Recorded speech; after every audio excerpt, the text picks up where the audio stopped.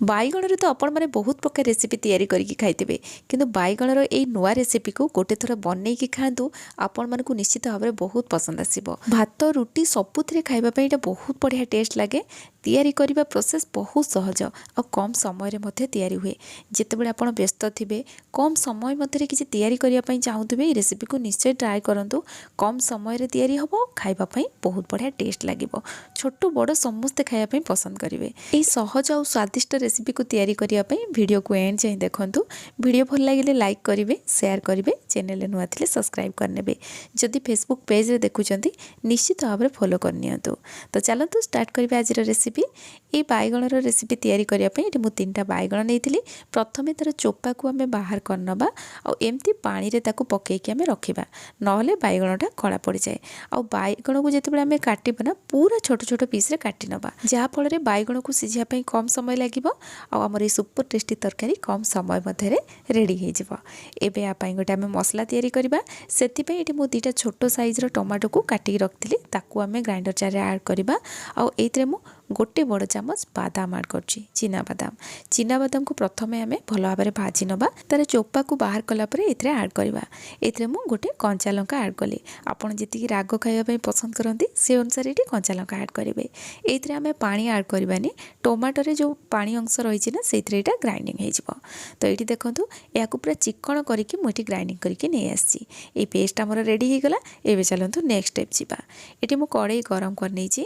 एबे आम एथिरे ऐड करबा सोरिष तेल। तेलर मात्रा आपड़ ये कम अधिक रखिपारे। तेल गरम है इतने आम जीरा ऐड करवा। 2टा सुखिला लंका मुझे ऐड करची। आम स्पेचुला भल भाव में चलईदबा माने तेल रे जीराटा जमी भल भाव में फुटीज। और जीरार जो फ्लेवरटा ना तेल रे बहुत बढ़िया से पलि आसो। एबे आम ये भुर्सुंगा पत्र ऐड करवा। भुर्सुंगा पत्र ऐड कर सारापर टिके समय चलैला आम ये पियाज ऐड करवा। एठी मु गोटे बड़ साइज रो पियाज नहीं और ताकू पूरा छोट छोट काटिकी एथिरे ऐड करके आकू आमे किछ समय भल भाव में भाजी नबा। गैस रो फ्लेम हाई कर नबा और पियाज को ना पूरा डार्क कलर हवा जाए भाजबानी। पियाज जस्ट सॉफ्ट हो सेति पर्यंत आमे भाजबा। आउ आपण मानकू ये आज रेसिपी केमती लागुची सेटा मते निश्चय कमेंट सेक्शन रे जणाइबे। और जदि वीडियो पसंद आछि लाइक करिया पई जमा भी भूलिबेनी। और आपण माने को जगार वीडियो देखुचंती ता मते कमेंट सेक्शन रे जणाइबे। तो एठी देखो पियाज को मुझे भाजी नहीं बेसी डार्क कलर जाए मुझे भाजीनी। एमती जस्ट पियाजटा सॉफ्ट हो आम ये अदा रसुण छेचा पकेबा। तो ये मुझे 10-12 पाखुड़ा रसुण नहीं 1/2 इंच अदा या आम हेमदस्तार छेची नबा और ये ऐड करवा। गैस रो फ्लेम मीडियम रखिकी या आम किसी समय भाजी नबा जमती ये गोटे गोल्डन कलर पलि आसो। बेसी डार्क कलर करवानी कि पूरा कंचा रखानी।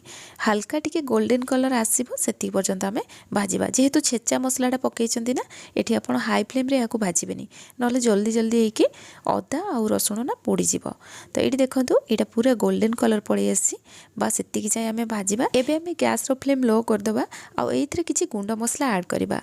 गुंड मसला रे गोटे छोट चामच ये मु जीरा गुंड ऐड कली। गोटे छोट चामच धनिया गुंड, 1/2 छोट चामच हलदी गुंड, 1/2 छोट चामच लंका गुंड ऐड कली। आ सबु जिनस को गैस रो फ्लेम लो करचंती एठी ताकू भल भाव में भाजी नबा।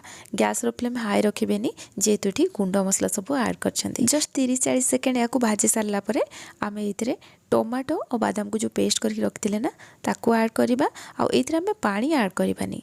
एमती ताकू सुखिला आम मसला को भल भाव में किस समय कषि नबा।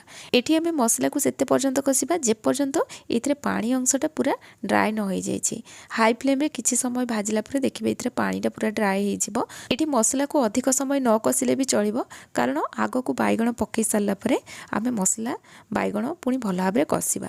तो एबे आम बाइगण को एथिरे ऐड करबा और या भल भाव में मिक्स करनबा। और जिते बाइगण पकेबे ना ध्यान रखिबे बाइगण को आम पानी रे पकईकी रखिथिले पानी जमती एथिरे अधिक मात्रा रे न आसे। या आम भल भाव में मिक्स कला परे किछि समय आम कभर करनबा। बाइगण सिझिया ये अधिक समय बिल्कुल भी लगे कम समय भितर यहाँ सिझीज। और नेक्स्ट टाइम जिते आम कभर ओपन करवा ना ये स्वाद अनुसार लुण देके या भल भाव में मिक्स करनबा। और बाइगण ये पकई सारा आप बिल्कुल भी यहाँ लो फ्लेम करेंगे हाई फ्लेम रे ही यहाँ कुक करेंगे कारण बाइगण रे जो पानी अंशटा थाए पानी जिते रिलीज हो पानी हो मसला को आम कषि नथिले बाइगण सहित हाई फ्लेम रे जो भल से कषिदबा मसलार जो कंचा स्मेलटा सेटा रही। ये देखो देखंतु किछि समय या चलैला परे देखिबे एटा पूरा भल भाव मिक्स हो जिवो जेमती बाइगण भर्ता हुए ना से टाइप रो हो जो दिन मानकर आपण पोड़ा पोड़ी करू नथिबे याकू आपण बिना मसला रे भी केवल प्याज रसुण पकेइकी भी याकू तैयारी करि परिबे पूरा बाइगण भर्ता टाइप रो बहुत बढ़िया टेस्ट लागे। लास्ट एठी हमें गरम मसला पकेइबा आ एटा पूरा मिक्स हो जाइछि देखंतु हाई फ्लेम रे ही याकू मु कंटिन्यूअसली चलैथिली एटा मोर रेडी हे गला। आपण ए टाइप रो निश्चय ट्राई करंतु केमती लागिला मते कमेंट सेक्शन रे जणैबे। जदि आज रेसिपी आपण मानको पसंद आस्तिबो निश्चय लाइक करके जिवे। पुणी आसीबी नुआ रेसिपी नेकी सेति पर्यंत रहूछि। धन्यवाद।